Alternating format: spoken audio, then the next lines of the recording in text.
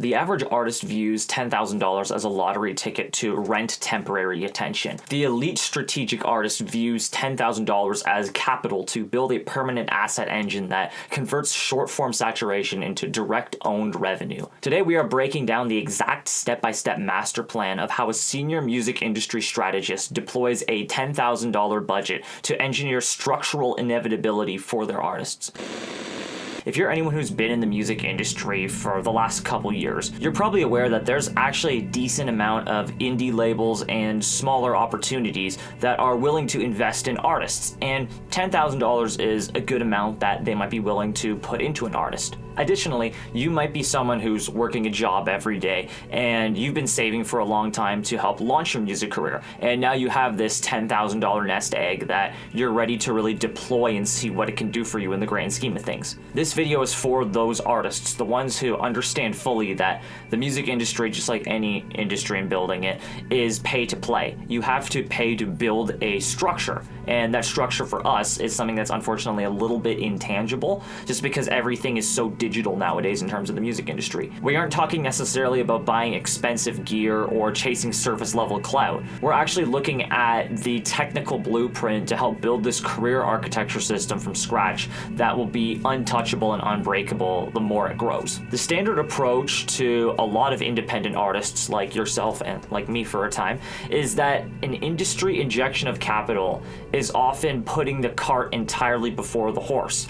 A lot of artists who are sort of these dreamers assume that talent is rare, exposure is going to equal your success, and that the music industry is simply waiting for someone to drop a masterpiece before they hand them the keys to the kingdom. They take a lump sum of money, like $10,000, and immediately spend it into blasting raw, unpositioned content to an unprimed audience who isn't really interested at all in them, to be completely honest. And why is this a bad thing? Well, this is a bad thing because this surface level execution is why a lot of independent artists disappear within 6 months.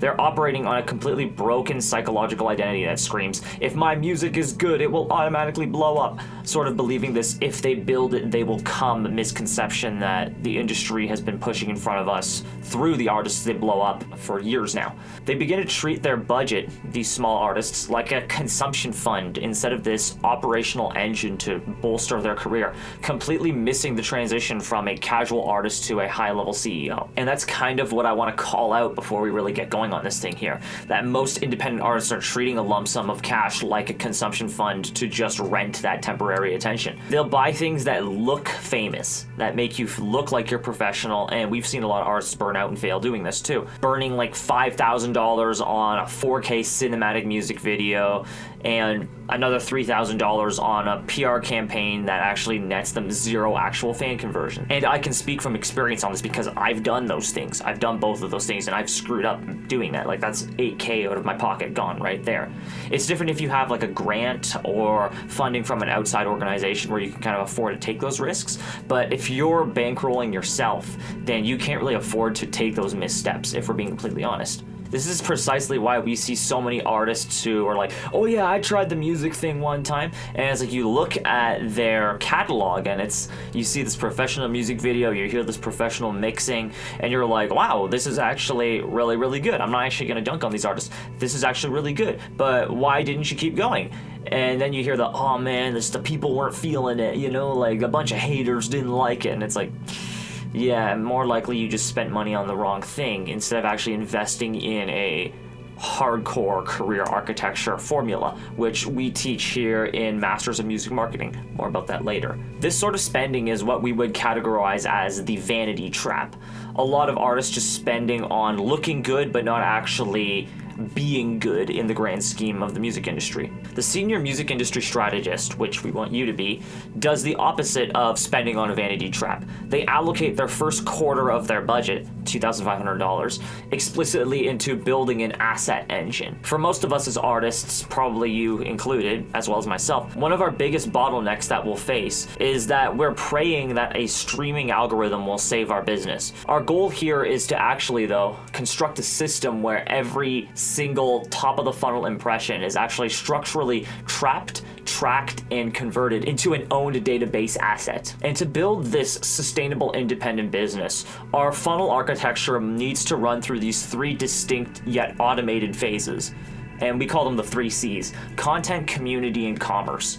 Content is, of course, what we're posting, using our high-frequency short-form content strictly as a zero-cost discovery utility to flag the algorithm and get people noticing us.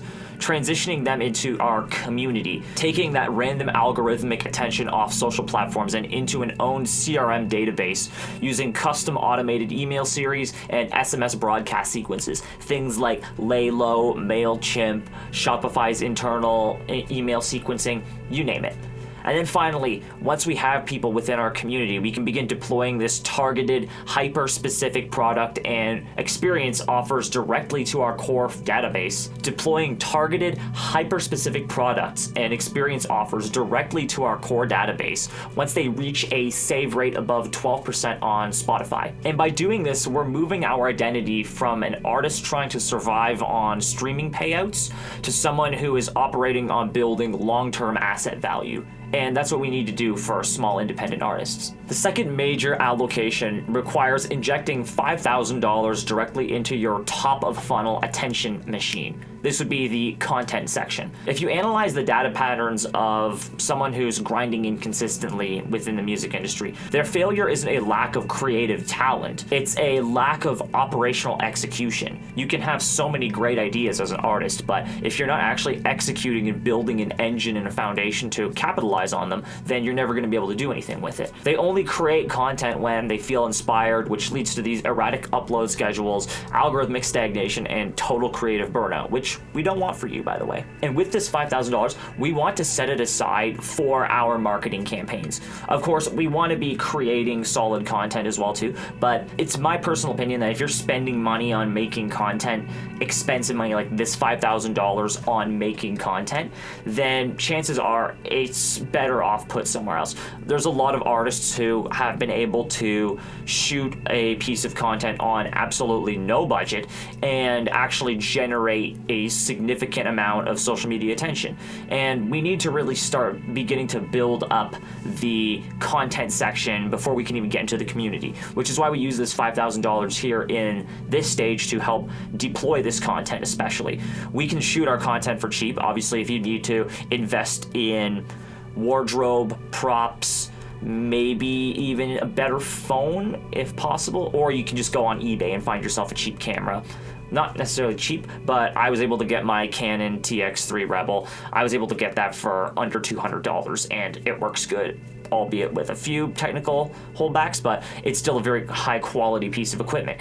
And if we take that right there, even just setting aside $1,000 for the actual creation of that content, this is where we can actually start using the remaining $4,000 of this and setting it aside as a marketing budget. Because if you build the right campaign on TikTok, on Instagram, you'll be able to get a significant amount of reach and also conversions as well too. You can optimize your campaigns for conversions. This will be a whole nother video in itself, but just know that you can do with the right audience and the right piece of content on TikTok, you can take an account that has absolutely no movement at all to a point where it does 75K first reel, 12,000 likes, which, by the way, 75,000 views and 12,000 likes. That's a high conversion rate right there. That is above 10%, which is what we want to aim for in terms of our social media following and content. So you're already doing a little bit better by investing into the actual marketing campaigns itself and having that money set aside to do so.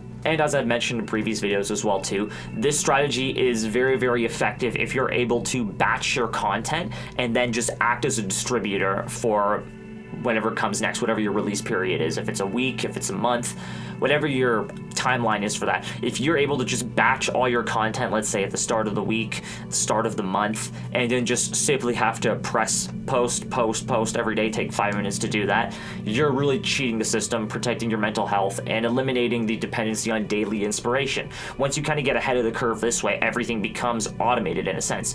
You convert your creative output into this structured, repeatable marketing asset that runs automatically while you're back in the studio working on what your next song is. And an artist that has done a really good job of this and building his own independent system is Connor Price. Connor is the definitive modern proof of this operational framework. He completely reversed the legacy industry rollout model by operating with this CEO mindset, by instead of hiding away for several months creating this traditional album and trying to figure out how to market it after that. Connor conceived this highly scalable visual content concept first. And this is seen in his Spin the Globe series that happened, I believe, around 2022 or 2023, coming out of COVID, essentially. But it was engineered from day one as this repeatable, highly engaging content format that's specifically designed to thrive inside short-form ecosystems. It creates this novelty of where's Connor going next, but also allowing him to access niche, tightly knit communities by putting on smaller artists from different countries. The music is written perfectly to serve content, but also creates this seamless top-of-funnel engine that systematically pulls a massive traffic directly down to his independent business pipeline. And also helps him to build relationships, helps to nurture other artists in other places. It essentially plants his seeds in other economies, other markets that might not even be considered by the broader music industry.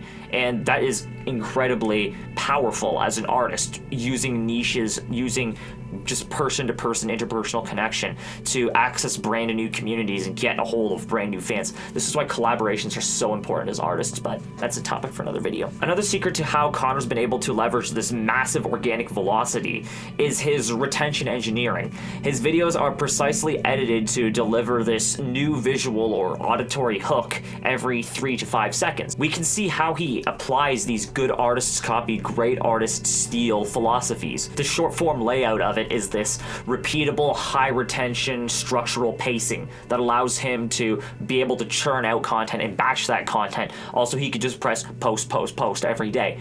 The visual hooks are transitions to maintain watch time, keeping people on the edge of their seat. And the concept design is innately highly collaborative and globally scalable as well. And he doesn't even have to leave the United States or Canada or wherever Connor kind of is at the moment. He doesn't even have to leave those countries to be able to do this. He gets artists to shoot the videos in their country of origin as well too, and then he shoots it in his country, and then obviously edits it all together and creates this sort of collaborative across borders content that allows it to be very repeatable but also very collaborative and getting in front of other audiences as well. By mastering this deconstruction, Connor has been able to completely bypass traditional gatekeepers, allowing him to convert these raw short form views into a highly retained, predictable consumer base that continues to show up because he put their culture on a greater platform. And while Connor was able to engineer this high frequency content machine, Forbats, the R&B artist, achieved global independent scale by completely bypassing the expensive production trap through extreme visual world building. And I know this from a fact because my team at VRC happens to know Forbats' manager as well too. And he explained that Forbats generated immense top of funnel demand not by renting these high-end cinematic cameras, but by leaning into a hyper-consistent, low-cost signature visual format. The marketing that was driving Forbats' explosive growth was this brilliant execution of brand polarization. He paired these smooth, ambient, alternative R&B vocals akin to Brent Faiyaz and Frank Ocean with this aesthetic typically reserved for gritty, street-level rap settings. If you've ever seen a Forbats music video, you've seen him with the shiesty on, with the hanging mic, with all of his hood and his gang as well too, all like hyping him up, but the visuals don't match the actual audio, and that juxtaposition acts as a natural stop the scroll thumb hook that forces short-term platforms to distribute his videos organically. He's not wasting budget on flashy lights or fancy editing tricks. He's putting that money into actually traffic and getting people to see it, using clear intentional brand positioning to make his content immediately sticky, scaling his fan acquisition metrics to over 3 million monthly listeners with zero traditional label machinery. So if you've been tracking what we've been talking about so far, we spent $2,500 on just building up our 3C fees structure. We've put aside the extra $5,000 for actually trafficking our content, building our world, getting our props, everything that we need to in place, and we still have $2,500 left. Obviously, you can use that however you want. You can use it to buy fake playlisting or random boosts for temporary dopamine hits that make you feel good. A lot of artists might just do that without actually capitalizing on their traffic spending. You could also leverage that into more of your long-term advertising as well too. But that money, I believe personally, because it's worked out for me so well, is better spent on actual networking and connections, linking up with an organization like a Very Rare Cinema, paying for mentorship, paying for just the understanding of having somebody who's gone ahead and knows how to navigate the industry and actually teach you how to do these things at a higher level. Which is why I'm proposing in this video that you set that $2,500 aside for investing in joining the Masters of Music Marketing community. Now, obviously, before we go off the rails here, you're not going to need to spend $2,500 on Masters of Music Marketing, my artist development community. You're only going to need to spend $99 a month. And if you look at other mentorship services out there, professional ones that have actually been in the industry for 10 plus years like I have, you'll notice that they're charging a ton more money, like around $300, $400, $500 a month, and you're not actually going to be getting anything out of it. You're not actually going to be encouraged to release music. You're just going to be encouraged to stockpile instead of actually act and put all this stuff into practice. This is a strategy that I learned being under VRC, and it's a strategy that I've begun to borrow as well too. Just add a little bit more of an entry level for all artists to access. You'll learn quickly through Masters of Music Marketing that you don't need expensive microphones, and you definitely don't need a label to save you, as I've learned. You need a definitive system map that removes the blind guesswork from your career execution. Investing in high-level strategic education that gives you this immediate competitive advantage over thousands of under-optimized artists who are just throwing money at the wall and hoping that something sticks. We've also recently bolstered the MMM curriculum to really start including the more professional elements of it in terms of royalty splits, legal understanding, and accounting as well too. How to actually get money back in terms of your taxes and spending as an artist from the government while you're trying to build up your music career and really professionalize yourself. You see, not a lot of artist communities are actually going to teach you that, but you're going to realize really quickly as you go further and further that you're going to need somebody to teach you all this stuff, and MMM is the place to get all of it, which is why I've kind of plopped it into this $10,000 budget, because with all due respect, you're not really going to find any better place at this price point for you to get everything you need to know within the music industry. So to quick recap, if you have a $10,000 budget, the three things you need to be spending on is, first thing, building your 3C structure, content, community, and commerce. Second thing, investing in your content and building your world, and then promoting that world to the masses. And then thirdly, investing in knowledge, learning, and mentorship, which I would advise you to do through MMM, but of course, if there's another place, you can definitely check that out too. You'll learn that MMM was probably the best option to begin with anyway. With all of those three in place, you now have a structure of spending that allows you to begin to pivot and develop your career with this first nest egg that prepares you for future success and prepares you to get better fans, deeper community reach, and maybe even the opportunity to go to a label and pitch on your terms. If that's something that you want to do, drop a comment below and tell me exactly what it is that you want to achieve as a recording artist within the next 6 months. We're coming up to the halfway point of 2026, so this is a great time to reflect on what's been working for you and what hasn't been working. And if you want somebody at your side to help reflect with, jump into the comments below and directly message me through any of the Unpromoted Sounds channels that are available as well there too. Or feel free to send me an email. If you're ready to stop screaming for attention and start building structural inevitability, hit that subscribe button, join our community, and let's get to work. I'll see you in the next one. Peace out.